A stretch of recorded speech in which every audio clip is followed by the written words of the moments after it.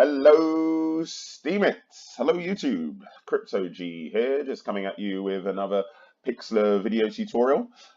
In the last tutorial, we talked about how to use the lasso tool with extreme feather to essentially do a really quick cut of our subject. In this one, I'm going to show you another really quick way, which you might prefer this way. I think I do. It's just as quick, if not quicker, and for me, a little bit more instinctive. Let's see if you agree. Okay, so first of all, we're going to open the image of this lady jumping on a beach by Mohammed Hijaz, I believe. Hijaz, there you go, from Unsplash. I'm going to just move this other one out of the way here so that we don't clash. Okie dokie. Right, let's get her in front. Right, now the first thing we're going to do is come over here, unlock the layer and duplicate it. We'll call this one mask so that we know what's going on.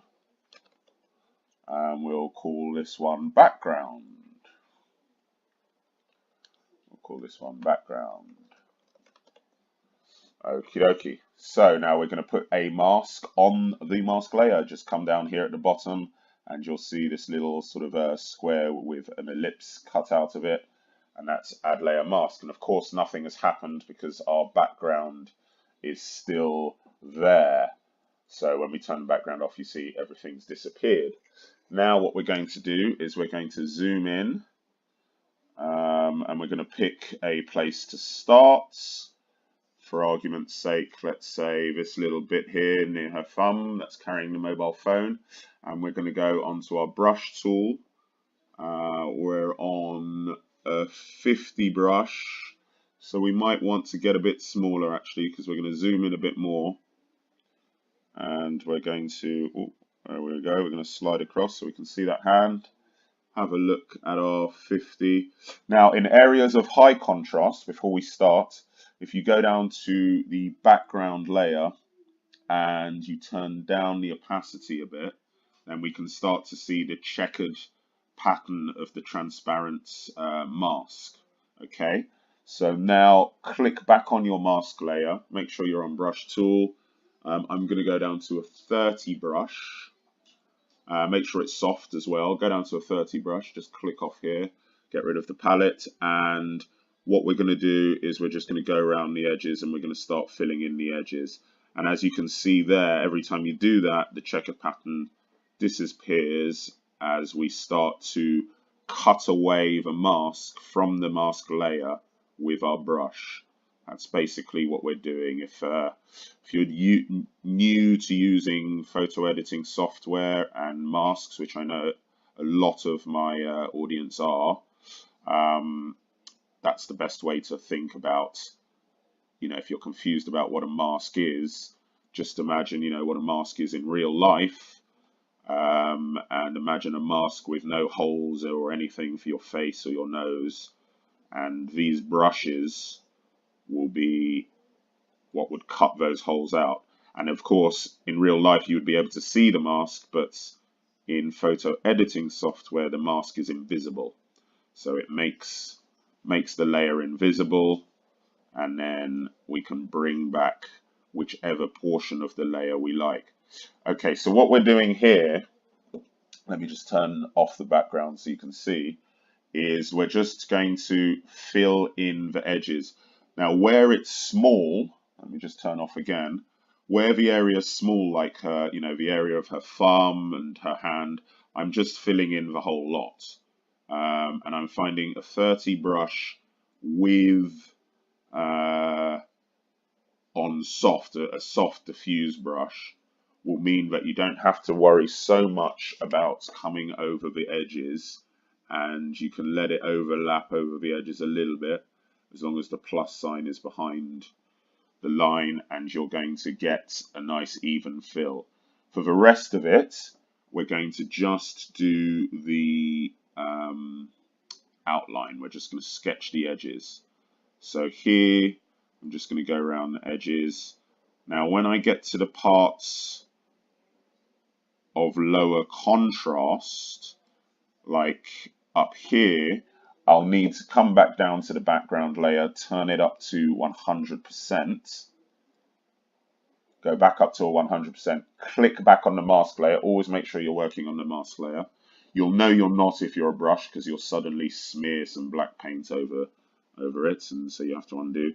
So now that I'm in the lower contrast area, I can now see, and I can just click and drag my brush, and I can see where this green strip goes is where I'm painting. And I'm doing that because we can see there's very little difference between the edge of her t-shirt and the sky. So that's what we call a low contrast area. So for these low contrast areas, you just want to trace around, make sure that the opacity is up to 100%. I mean, to be honest, you can keep the opacity at 100% all the time, but it just helps you remind you where you've been and where you haven't been. So if I just quickly turn that off, there we go. You see now I'm starting to do the edges, and what I'm going to do is I'm going to work all the way around, and I'm just going to do the edges, and I'll call you back when I've done that. Okay, hi Steemit. I've just been away, literally been away for 2 minutes, and I've kind of done that one, another couple of minutes, and I could do her legs as well. But I just really wanted to demonstrate to you just how quick this is. And then, of course, once you've done that, you know, you can kind of come back to the background layer, turn the transparency right down, choose a much bigger brush, of course. Let's go to, say, even 200. Yeah, we can do 200 on that. And oops, we're on the wrong layer. Like I said, you would see black paint if you're on the wrong layer. Go back up to the mask layer. We should see this green fuzz kind of thing. And yeah, and then you just paint your subject back in. Use the fuzzy brush, because I find this is very kind on the edges and doesn't give you that horrible jagged look that sometimes cutout things can look. And also what you can do is you can just keep going to an edge and keep coming back. You see, oh, I haven't colored that, and just keep kind of coming back to it and just spreading a bit more.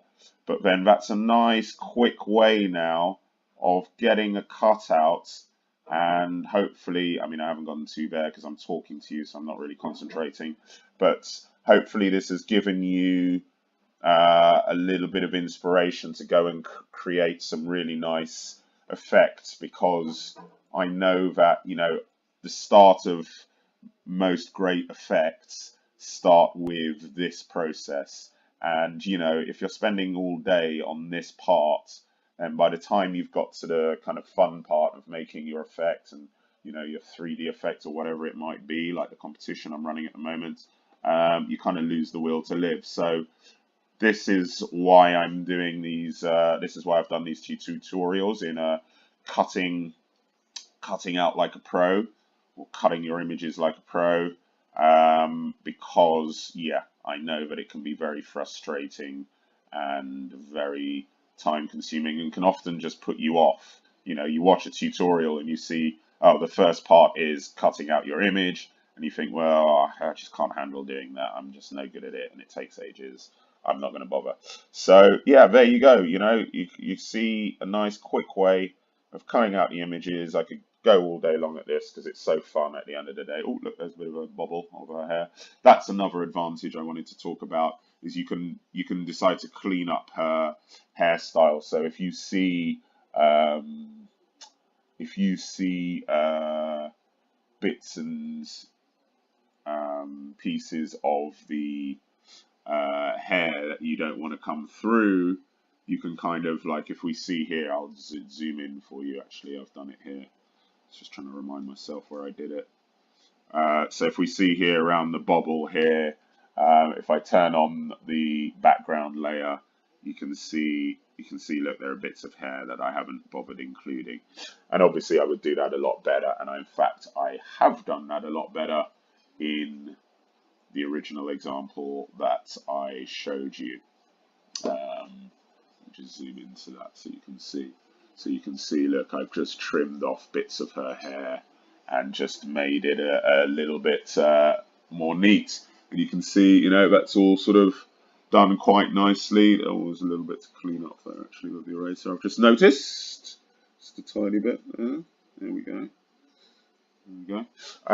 And so, yeah, there you go. A nice clean way to cut out an image. This is the second way. The first way uses lasso. This way used mask. So, yeah, off you go. Enter the Crypto G Photo Mash competition. It's a $10 Steam prize.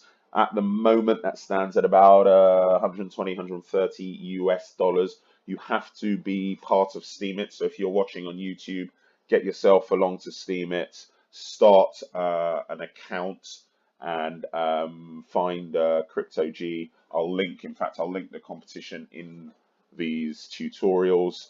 And yeah, enter the competition. It's a 3D photo challenge. You'll see a tutorial on how to do 3D work. It's pretty simple if you haven't done it before. Just takes a bit of time, and you can win a bit of money. Okay, thanks Steamians for listening and YouTubers.